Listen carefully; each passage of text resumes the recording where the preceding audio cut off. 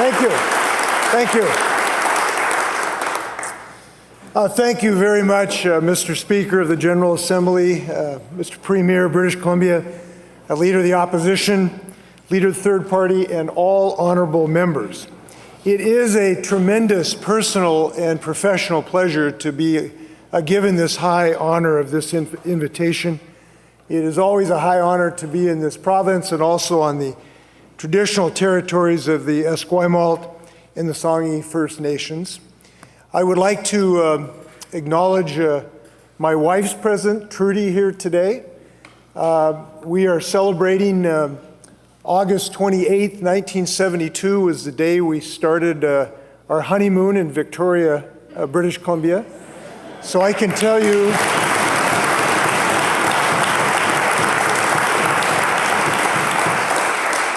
so we attribute a significant part of our marital success to British Columbia. I just want you to know that.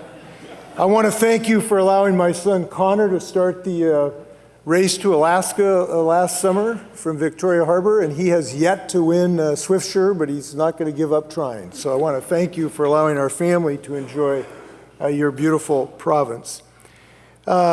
And now Victoria is where I've been granted this tremendous privilege to walk through the Golden Gates.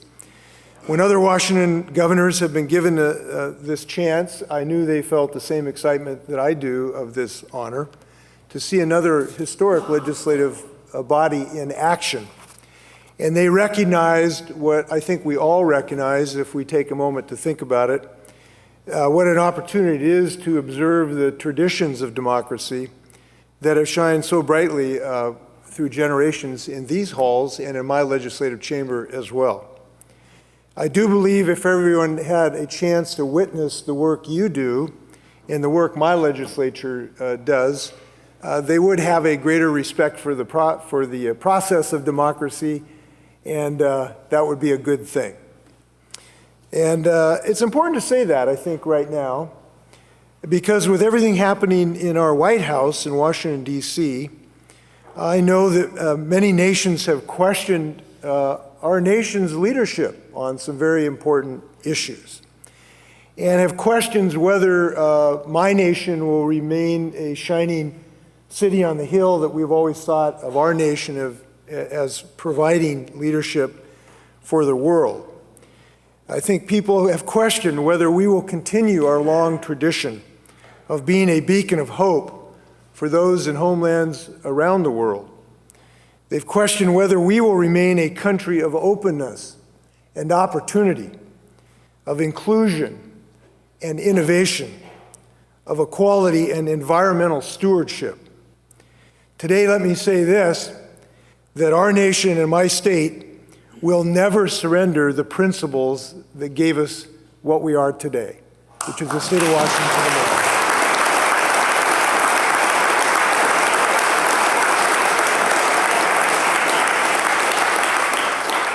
So we have a long tradition of democracy, but we have so much to share. You might cheer for the Whitecaps, while we cheer for the Sounders. You might sing "O Canada," while we serenade the land of the free and home of the brave. But we have so many numerous shared interests, and more importantly, I think, shared values that cross this imaginary border. I was just talking about the Premier. This is an imaginary line that we need to get over, so to speak, because we have great work to do together. I want to pause just a moment to thank you for investing in the Capital Regional District's wastewater treatment project. And in doing so, you're helping water quality in the Salish Sea. Thank you for what you've done. I saw the construction coming in. We appreciate it. Thank you for what you're doing there. Every time I visit Vancouver, BC, I think that it's one of the most beautiful cities in the world. And this is an opinion I share with folks when we talk about it, because frankly, you've done some things in your planning process and some of your transportation process that really has created some beautiful metropolitan areas in your state, in your province, and there's things that we need to look at how you've accomplished that, frankly. I was looking at some of the things you've done in Vancouver, BC the other day, thinking maybe we can share some of those ideas on my side of the border. On both sides of our border, we can step outside and we can look around. whether the weather cooperates or not, and marvel at the natural beauty that surrounds us. That breathtaking scenery plays a major role in our tourism and outdoor recreation industries.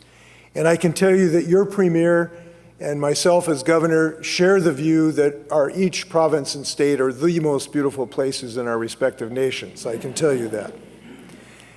And it's part what draws our talent to our province and our state. And I think this is something that is forgotten all too often. People ask why my state has been so successful in the high-tech industry, in all the innovative industries that surround that. And I'll answer which is true, which is it's one of the best places to recruit talent in the world today because it is such a beautiful place to live. And when we want to recruit someone from Boston or Los Angeles in high-tech, we love the fact that they love living in Washington State. I know the same is true in British Columbia. So I look at environmental stewardship as an economic asset and an economic growth strategy. And we intend to follow that in my state. So I know that you share that view here in British Columbia. We share the commitment to fostering innovation. It's what we do in my state. We live and breathe innovation. It's in our bones. We invent, we create, we build. We invented the first commercially successful jet airliner. We do some pretty good software. We even invented the $4 cup of coffee in the state of Washington. 5 in Canada, I hear that. But we want to keep this going, and there's things we can work on together to keep this innovation tradition going on both sides of this border. That's why I'm so happy about the creation of the Cascadia Innovation Corridor. This special partnership is allowing us to move forward on a number of shared visions, including in the technology, healthcare, and transportation sectors. We share a memorandum of understanding between the Fred Hutchinson Cancer Research Center in Seattle and the BC Cancer Agency to undertake mutual efforts in the fight against cancer. On transportation, we began a feasibility study for a new ultra-high-speed rail line from Portland to Seattle to Vancouver, BC, that could promote economic integration, enable affordable housing, help clean our air, and reduce traffic. Now, the initial ridership and revenue numbers from the study should be coming back in a few weeks.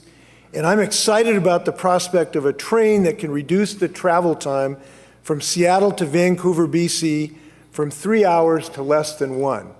We're good enough to do this. It is time for us to start serious efforts in doing this, not just from the economic reasons, but for someday having essentially a Subway series for NHL franchises. We can have a great project here.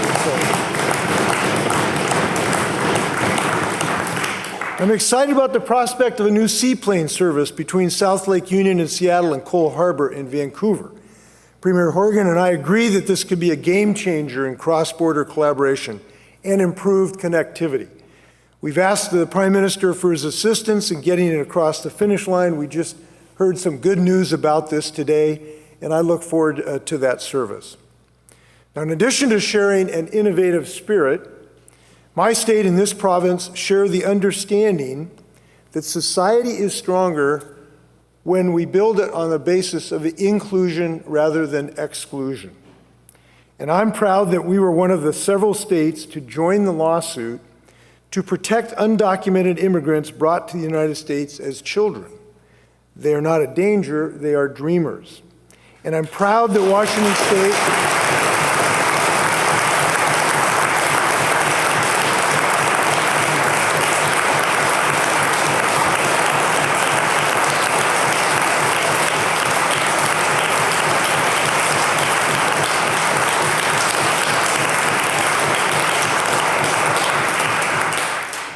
It's interesting that dreams are appreciated on both sides of this border, actually.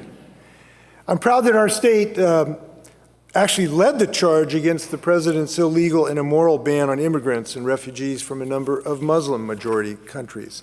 This ban was perplexing, given that our country is rooted in the very principles of liberty and opportunity, and it certainly was not consistent with the values of my state. Let me be clear. No matter your country of origin, your religious beliefs, or your immigration status, we treat everyone in Washington State with dignity and respect. Now, my state and this province also share many challenges: affordable housing and homelessness, the opioid epidemic, income inequality, and certainly climate change. Today, I'm here in the hopes that together we will usher in a new era, one that moves past polluting fossil fuels and embraces a clean energy future. There is no doubt in my mind that clean energy technologies open the door to economic prosperity, but they are also key to our strategy not just to mitigate, but to defeat climate change. And we must be victorious in the fight against climate change, because without victory, there is no survival. There is no plan B. This is one of the greatest challenges of our time. It is what I suggest legislators on both sides of this border, if we are remembered for anything 100 years from now, this is what we will be judged on. And it is time for us to rise to that challenge.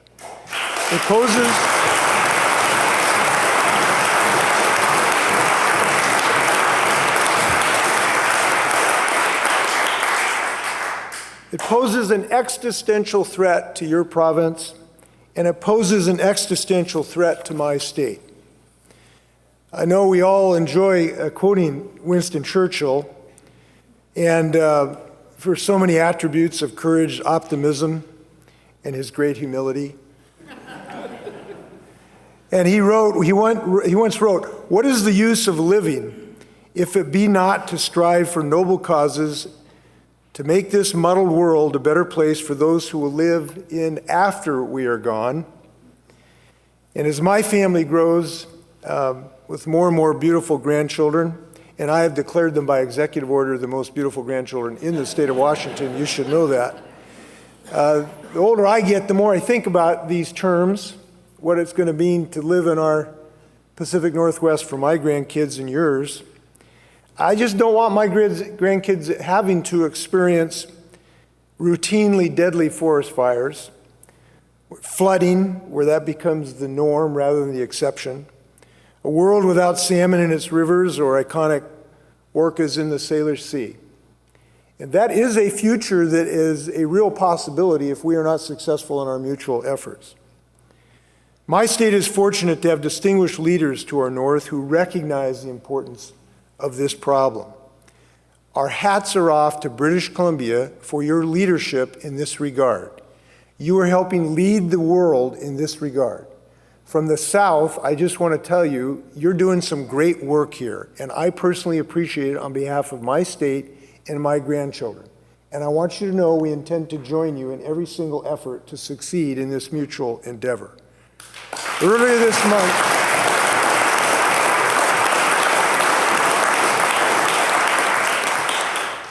just last week, I went to Bonn to reassure global leaders of our country's commitment to acting on climate change and ocean acidification. Their environmental dignitaries from Canada and Mexico joined forces with the United States Climate Alliance. This alliance consists of 15 states, and it created the North American Climate Leadership Dialogue. The dialogue will address topics such as zero-emission vehicles, clean power, and carbon pricing. It is not the only cross-border collaboration on climate. We have the West Coast Electric Highway, a robust system of electric vehicle charging stations spanning from BC to BC, British Columbia to Baja California. We also have the Pacific Coast Collaborative, a group of West Coast states and British Columbia dedicated to forming a united direction for Pacific North America, including on climate change. And I do think it's important to note, given the language coming out of the White House, that this coalition that I've helped form represents 40% of the United States economy. It is not a small effort. If we were a separate nation, and I'm not suggesting that at the moment, if we were a separate nation, this group would be the third largest economy in the world today. We went to Bonn to let the world know we're still in, And we are in big time in Washington State. So I want to assure you,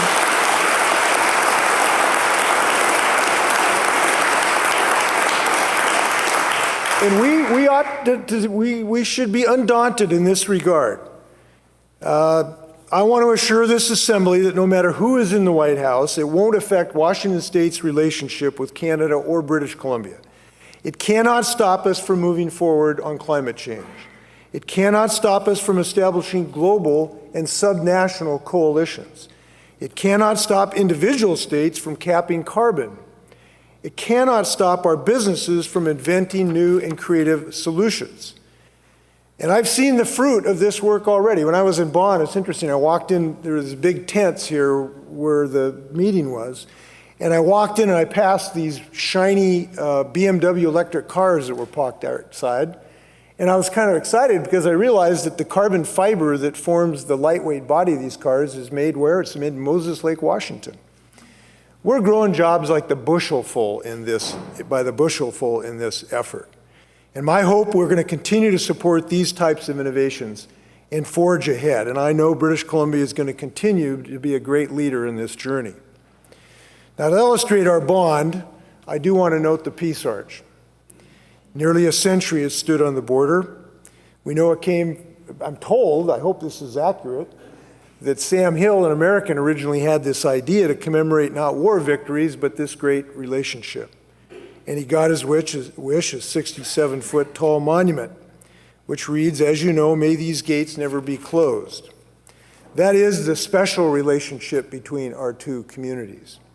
It means we are stronger when we collaborate, that we are stronger when we celebrate this amazing, rich history that we share, that we are stronger when we see ourselves as one Pacific Northwest region and share an optimism about our future. And as that strength grows, may we never lose sight of who we are or the values that we hold dear. We're Washingtonians and British Columbians. We're friends and partners today and always. Thank you for this great privilege. Good luck.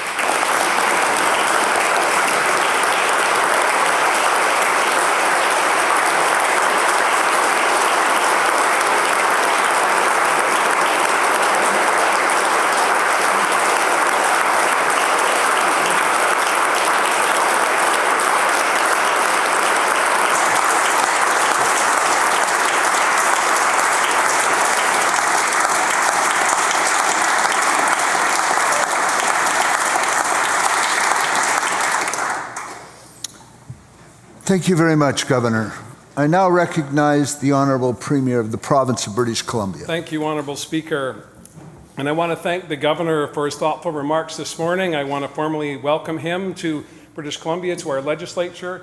First Lady Trudy Inslee, welcome to this great and spectacular institution in the most spectacular province, as we've now all agreed, in the Confederation of Canada. It's a great honor to have you here to address our Legislative Assembly, the first time here on the Songhees and Esquimalt traditional territories, the first time since 1984, Honourable Speaker. And for those of you who are unaware of this, that was the year I was married.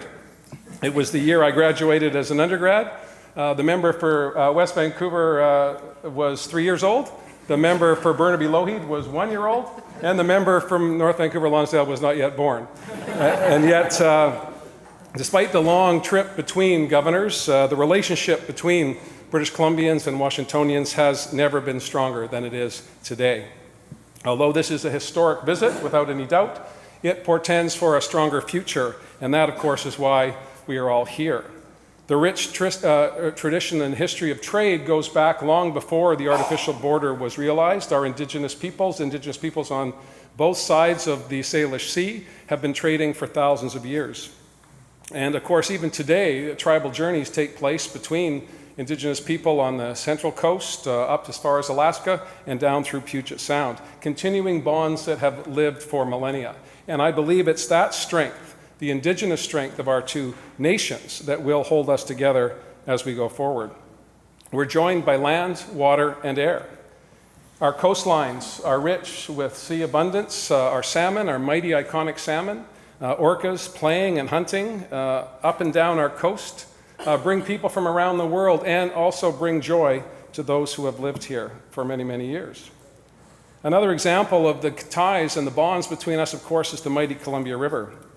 Not only does it start in Canada, wind through Washington State, and find its way to the Pacific Ocean, but it is also a symbol of our two nations working together. The Columbia River Treaty, signed in 1964, embodies the cooperation of our two nations. And it lives as a symbol of how, working together, we can achieve great and extraordinary things. I want to commend the governor for his outstanding leadership when it comes to fighting climate change. We had an opportunity, Honourable Speaker and members, to have a brief discussion before coming into the chamber this morning about the governor's recent visit to Bonn and our member from Vancouver, Fraserview, was also there on behalf of the people of British Columbia, talking about the challenge of our time, ensuring that action continues to be taken to stem the rise of climate pollution and ensure that our children and our grandchildren have a world that they can live in, a world that they can prosper in, and a world that will flourish long after we're gone. The governor's comments about the importance of this were not overstated. I believe all members of this House over the past 10 years, with the introduction of carbon pricing for the first time in Canada by those on the other side, was a landmark for our province, and one that now we all share, working together, 87 members of this place, to ensure that we reduce emissions, we reduce our impact on our air, water, and land, and ensure that future generations have the abundance and prosperity that we have all enjoyed. Other initiatives, the governor mentioned the Cascadia Innovation Corridor, building stronger bonds between our two nations and, most importantly, our province and our state. We need to improve our transportation links. There are 13 highway crossings, 4 rail lines, and 3 ferry routes. The governor came over on the Coho Ferry today. I worked on the Coho Ferry in the 1970s. I used to tie it up on the other side of the inner harbor, and it was a delight to have someone excited about their trip on the Coho. Just yesterday, Washington State ferries were beset with some fairly strong seas, and those of us who take BC ferries, particularly this past weekend, know what that's all about. And so although the Salish Sea looks spectacular on a beautiful summer day, it can be very difficult in November and December. The governor talked about the Sounders and the Whitecaps. That's critically important, of course. I would love to see an NHL franchise in Washington State, but what both of us lamented today was the absence of the Grizzlies and the Supersonics. Both of us are hoopaholics, basketball fans, and to not have NBA basketball in the Pacific Northwest, whether it be in Vancouver or Seattle, is, I believe, a crime that needs to be addressed. I've talked to the Attorney General about this, and he's going to collaborate with members on the other side to see what we can do. At 6'7", although he's not a basketball fan, he does understand the importance of it to me and the governor, so we'll see what we can do about getting a new bill in before the end of day today. On the economic front, we've seen the $5 cup of coffee. That was with the exchange rate, Governor. I think it was $4 to you, $5 to us. But there has also been extraordinary collaboration in the tech sector across the border. Amazon just announced another 1,000 jobs in Vancouver 2 weeks ago. Microsoft continues to expand here in British Columbia, founded, of course, in Washington State. And these high-tech jobs, these high-tech giants, are an opportunity for new startups as well on both sides of the border. And that's why we've seen such red-hot development in our tech sector. And we need to manage that growth by ensuring that we have linkages beyond those 13 highways, 4 rail crossings, and 3 ferry routes. And that's why I'm so excited to have had the opportunity to convince the Prime Minister, although no convincing was necessary, last week, that we need to ensure that we can expand the harbor flights from Vancouver to Seattle, so that we can continue to move, as what they call the nerd bird, between Seattle and Vancouver, so that we can have our high-tech employees going back and forth across the border, sharing experience, sharing opportunity, and of course, growing our economies. These relationships, whether it be on natural resources, whether it be on skilled workers, whether it be on innovations in the economy, are the ties that bind us as nations. And the governor, again, did not overstate the relationship between our two jurisdictions. We share so much in common, and we have so much opportunity ahead of us. It is truly my privilege and an honor to have had Governor Inslee address us here today. I know that all members of this House have a deep and abiding understanding of the importance of our relationship, our trading relationship with the United States. And during these difficult times, we did discuss softwood lumber and NAFTA and a range of other trade issues before coming to the chamber today.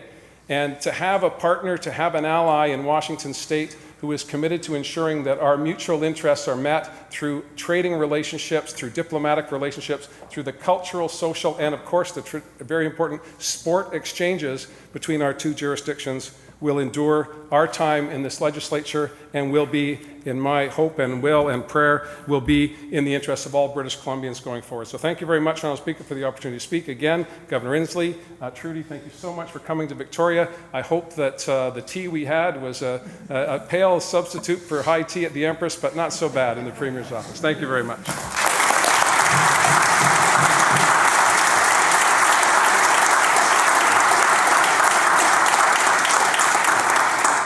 I recognize the Leader of the Official Opposition.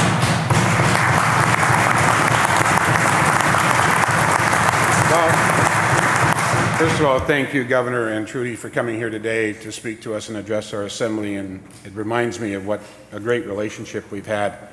I'm one of those Canadians that had a father born in the United States and a mother born in Canada, and so that border is even more blurred for my family and my ancestors. I would suggest, though, Governor, that perhaps we could have a bipartisan committee rather than me debate with you which one of my grandchildren is better looking than yours.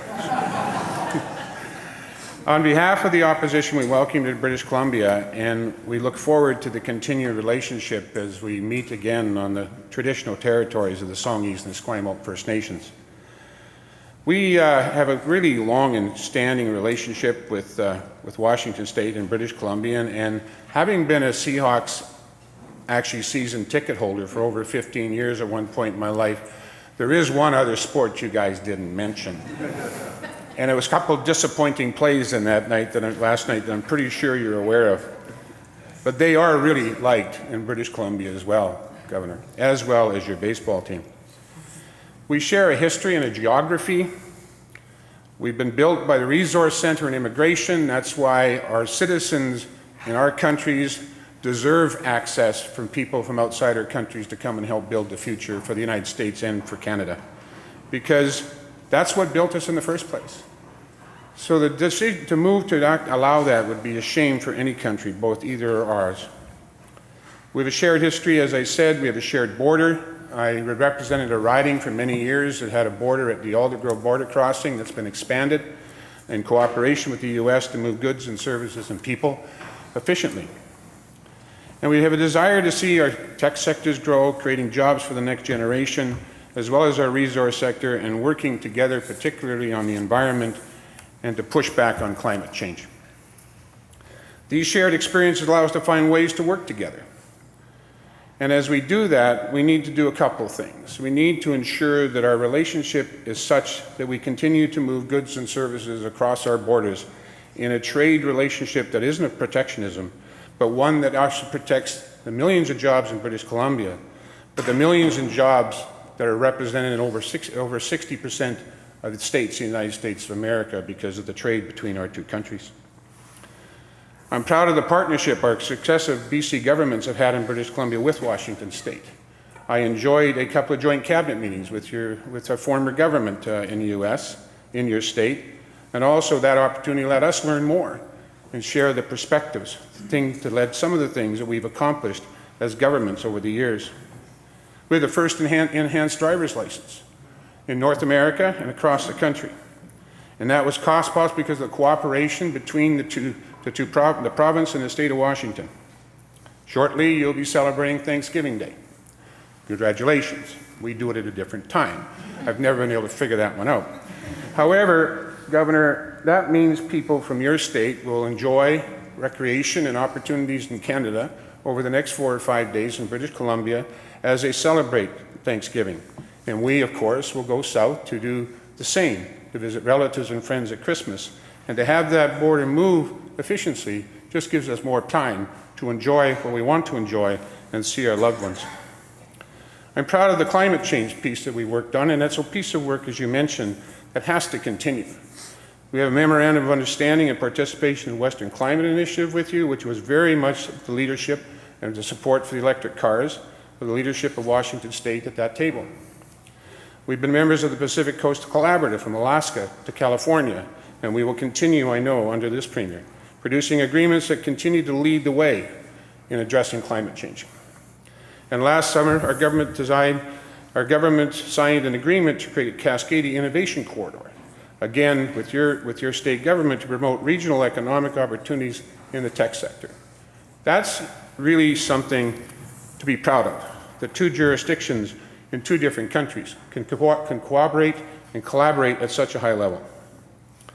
We do have moments of disagreements, and that happens between friends. But we've been able to put aside those things that could divide us and focus on our shared values.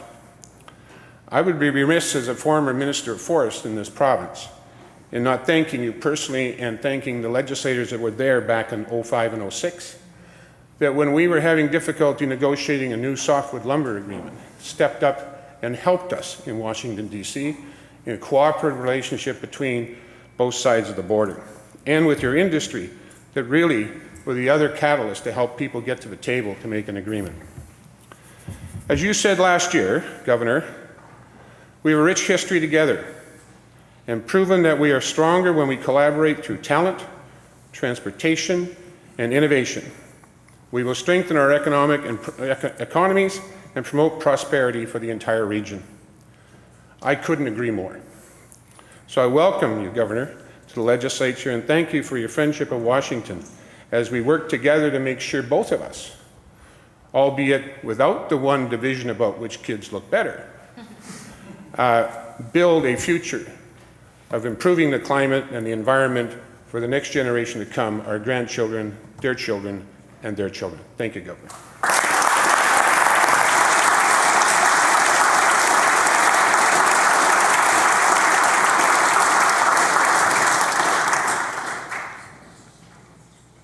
I recognize the leader of the third party.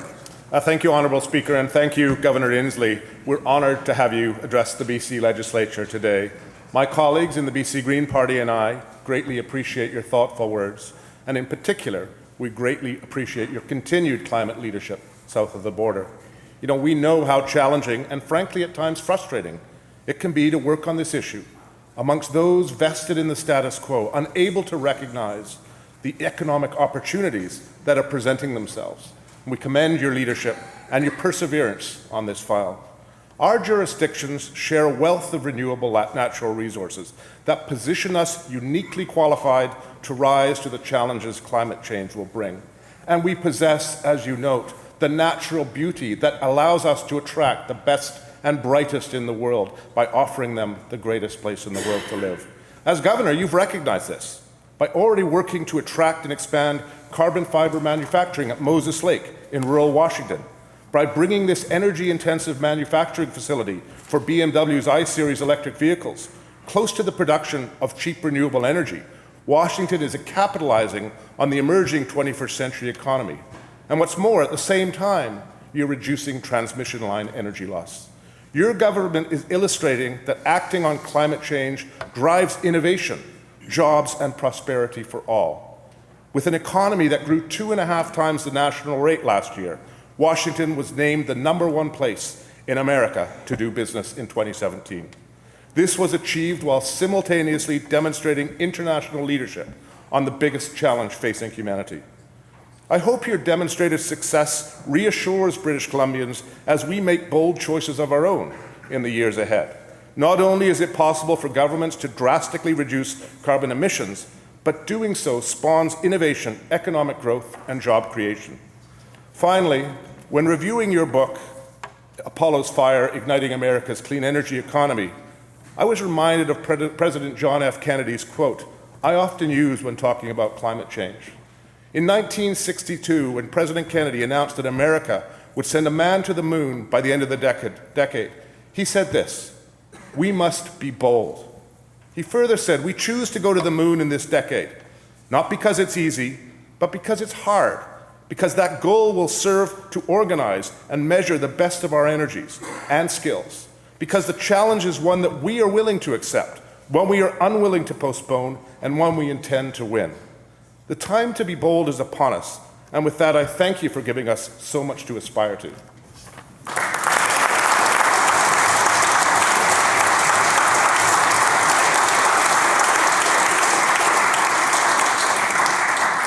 Governor Inslee, on behalf of the members of this House, please accept our appreciation for addressing the Assembly today. We have been truly honored to welcome you to British Columbia.